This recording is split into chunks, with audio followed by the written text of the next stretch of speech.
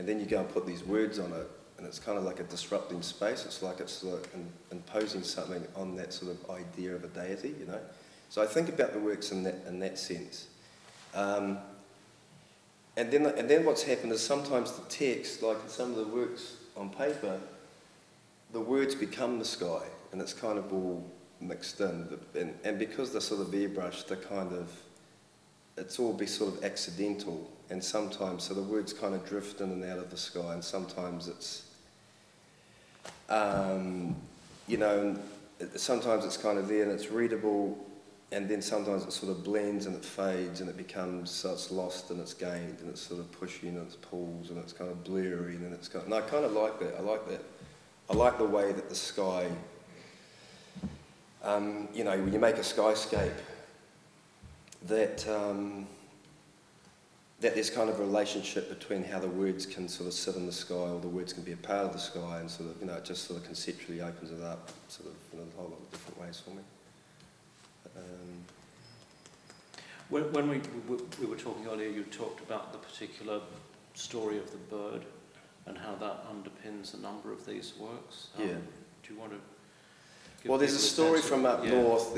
I mean, one of the things about this, a lot of the works I do at the moment, the works are really sort of, the works for me are just about relationships.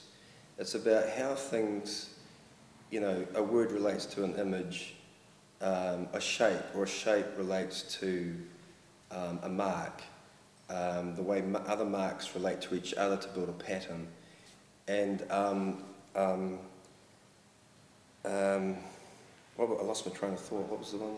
About the story of the bird. Oh, yeah. So in this story, there's a story from up north about a Maori chief, a rock, and a bird.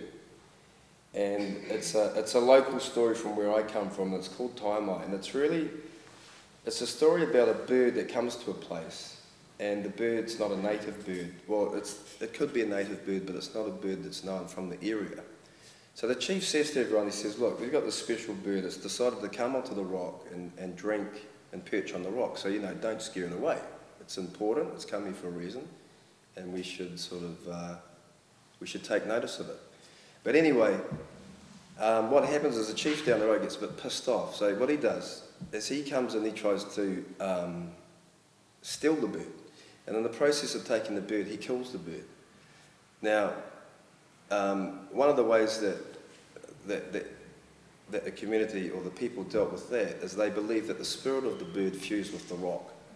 Okay, so the bird goes, but the spirit of the bird remains. And then over the course of the years, the chief that tried to steal the bird, in his guilt, asked to be taken back to the rock. And when he was present at the rock, he too passed away. And his spirit, they say, fused, and so they all joined together in this kind of unison. And the thing is, it's not that well-known story. Oh, it is amongst Ngāpuhi people, but it's not that sort of like a well-known story. But what's great about it is, you know, when you tell the story, you're reminded of the place, and then to be reminded of the place sort of takes you back there.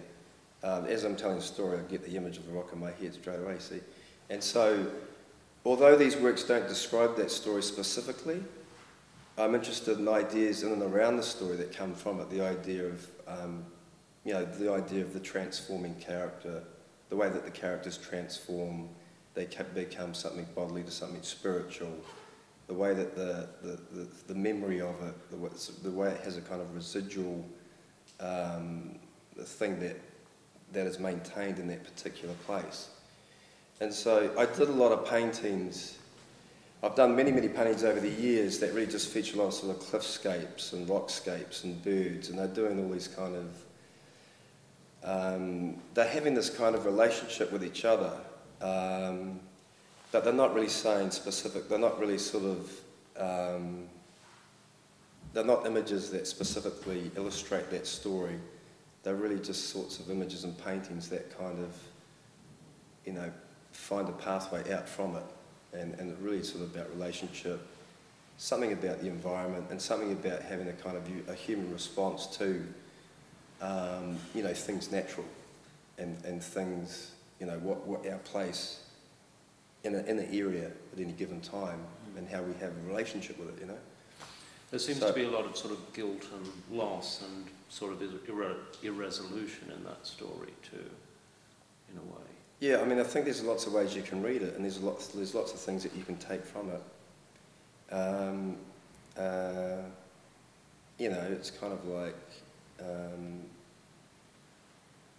I mean, you know, I quite often sort of, and the reason I sort of, you know, the reason I sort of reference it a lot is because it is where I come from, you know. It's where my people come from, and it's what makes that place special. There's thousands of stories which are sort of, you know, it's just the way that Maori people kind of describe their places of origin is just through those stories. It's not, you know, but I mean, it's an aspect. It kind of actually took me down that pathway. It's kind of like, you know, having an interest in that story has kind of delivered these images in a sense, but they're not sort of, they're not sort of illustrative pictures of it, although they do have a kind of, you know, they definitely stem from it. Yeah. I've got a more specific question, which is about, well, not so much about the words, but about the script, because you've, well, I think almost always used script in paintings, and very often things like the fonts and so forth are very carefully and deliberately chosen. And here it does have a sort of graffiti kind of character. And of course there's a lot of things people could sort of read into that, you know, like urban youth, sort of kids associated with gangs, or, you know, even Maori gangs specifically, and so on, and the whole sort of kind of urban disorder phenomenon, opposition and so forth. And is that, did you want all that there? And, you know, just... Well, there's the thing about, I didn't actually, when I started making them, I didn't think of them as being sort of graffiti. I wasn't really thinking about graffiti art at all. But what I do like about it, there's a flippancy about it. You know, there's kind of like a disregard aspect to it. You know, it's kind of like, and that's what I sort of like about it. You know, previously when I'd use text, I did have it fairly heavily structured. I sometimes use text as kind of like a barrier. You know, it kind of gets in the way of the image. There's a kind of, they in a lot of the images that I've done in the past with text and image, there's a kind of there's a sort of there's an unsettling sort of relationship that exists between them, you know. And sometimes I want the text to purposely get in the way of reading the image, and sometimes I want the image to get in the way of how one looks at the painting in terms of reading the text. But yeah, with these, I kind of, I don't really sort of know. I think they're just kind of, I like the, there's a sort of a randomness about it, you know. There's kind of, there's something about it that you can't quite control. And I like, you know, you put a word down, you don't sort of like the way it sort of looks, so you just cross it out and you put it next to it, or you blur it, so you can't quite see it. And I like the playfulness of it. So it just, I mean, I've tried to do them carefully with an airbrush, and it doesn't work out too well. You've got to make stencils, you know, you've got to be a bit, but I don't really want to be like that with it, you know. But, I think there's sort of just one more thing in a sense I'd like to ask you, and then we should open things up. And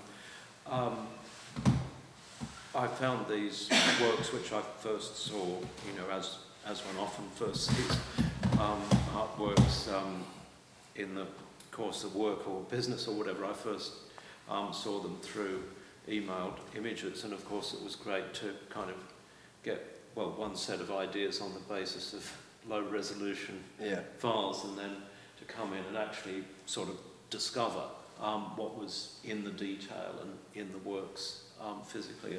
One of the things that really struck me were these little clusters and squiggles and bodies of Maori design, and particularly with what we can see that is like something that the bird is dropping through that hole in the rock or down in front of it in that painting, and what's almost a bit like blood that's spreading out below the feet of the Madonna figure there, the smoke emerging from the rifle. When you kind of look at those elements of the paintings, those motifs from a distance, it sort of has a very, it looks like, well, there's a sort of sample of Maori design. Yeah. And what intrigued me when I went up close to it was that it sort of was and it wasn't. It's got that look, but actually, I mean, you might disagree with this, and maybe I've got it wrong, but it kind of struck me that when you actually looked at it closely, the elements of those motifs weren't things from Maori design or carving motifs. They kind of look a bit like them, and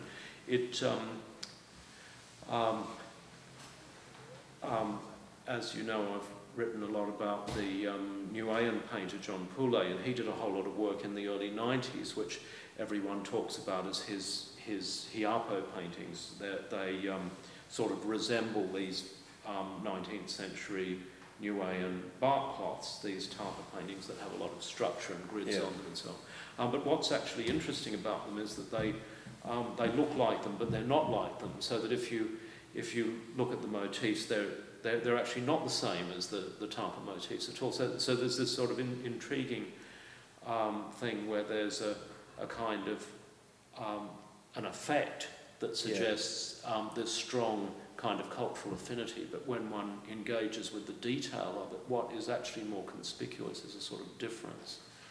And maybe I'm sort of running away with this and reading too much into it, but I wondered if you had anything to say about those, why you've made. Well, they're kind of like traces that just trace elements. You know, they're kind of remnants. I mean, anyone that knows anything about a carved manaya will know, if they look at that, they'll know that that's kind of the elements of a manaya form. And the manaya is in carved, in Maori carving, is really kind of, again, it's a transitional kind of element. It's a transitional sort of character. It can roam between the heavenly world and the earthly realm. And it has that ability to sort of, it's a kind of you know, it's a motif or character that has that ability to sort of like travel, you know, it transcends and then it can come back down. And I sort of, again, it's a wee bit like, again, it's related to that story. It has that sort of transformative kind of aspect to it. So I just like to sort of include it for that kind of reason. But I don't want to paint it, you know, I don't want to paint a manaya in the most obvious way. Like over there, just looks like a bit of smoke coming out the gun. You know, I didn't really want to, I wanted to include it somewhere, the sort of manaya as a kind of like a mark of difference. But, and then when I started doing it, it just started looking like sort of smoke, so then I just started making it look a wee bit like smoke, but it still has that kind of, you know, and I'll quite often do that. I mean, in this one here, it looks a wee bit like sort of halo around it, sort of like a Jesus head. And, you know, but again, if you look closely, it's kind of like a manaya figure. It's in close proximity to the head. And, you know, so I use those elements like that in that way. And it's just playful, it's just a playful kind of element. You know? Yeah, yes. Well, thanks. I mean, there's certainly other things I could say, but I think we should open up now and see questions.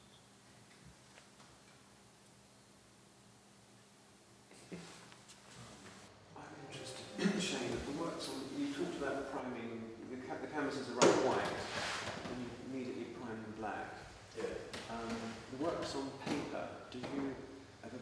find the works on paper blank? Is it? Do I ever do that? No, I don't do that because it's too. It takes too much work. You know, in the sense that, you know, I don't have to make them like that because I can do them on the canvases, you know. And I do white-based paintings that, you know, I can still create that. I can create different effects. You know, and I don't want the paper to, if I load the paper up with black paint, it becomes too heavy. You know, it's just the kind of it's the material stuff. And there's kind of like the things about the work's on paper, and it's only something that I've been able to sort of do recently. But again, there's a quickness about them. You know, you can have an idea, you can get a couple of words, and you can move very, very quickly. Before you know it, you've got 6 going. You know, and then it creates a whole lot of. You can sort of start seeing how you can sort of pull an idea out. How it could become possibly for a painting or something like that. So it's very, very quick. And you know, so I can get it to a point where, you know, I can put a few words down, or I can do a skyscape, and I can just leave them. And before I know it, I've got like, you know, I've got a dozen going. So leave them for a week, come back to them, and just slowly sort of you know, apply images and things, and you know, sort of treat it anyway. If I was to no, I would just work on a canvas, actually, if I was going to sort of. Because the white of the paper, it suggests infinity anyway, but it also constantly brings you back to the surface of the paper as well. Yeah, yeah. I quite like that actually. Yes. Because it's